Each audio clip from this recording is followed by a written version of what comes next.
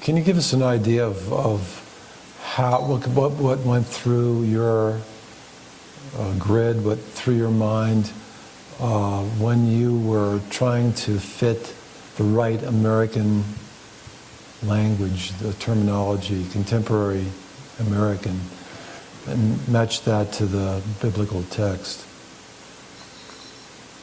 There's some kind of process that would be easy to explain, or I don't know if I can, John.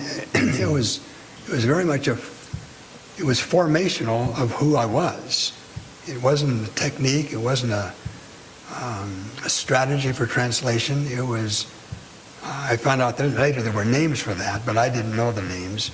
Okay. And I was just trying to get this into the language of these people that I was living with. But I do remember something distinctive. When I agreed to do this, I resigned my congregation, and Jan and I were invited to Pittsburgh Seminary to be a pastor and writer in residence for a year, the academic year.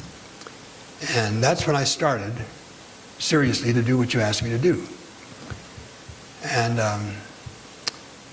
I think I said to John, and Paul is easy, because Paul gets all tangled up and he gets his verbs wrong in wrong places, and he's a poet, and he's not careful.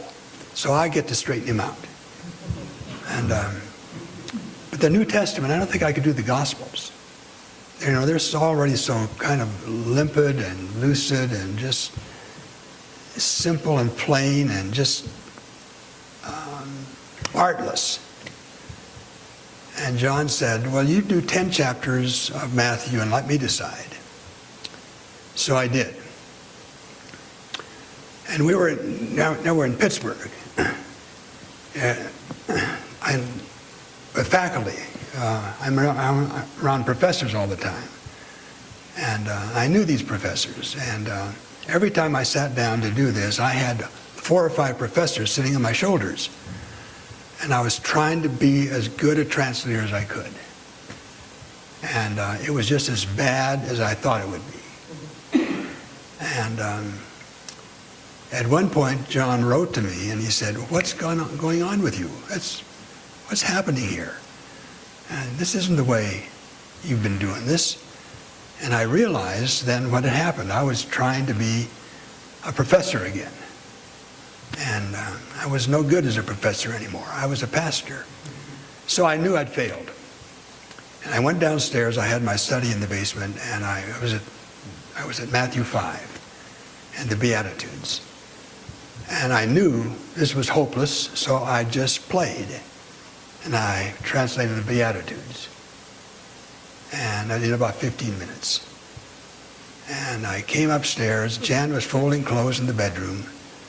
And I said, you've got to listen to this.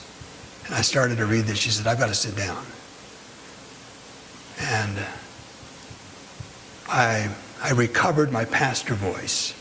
And I recovered my American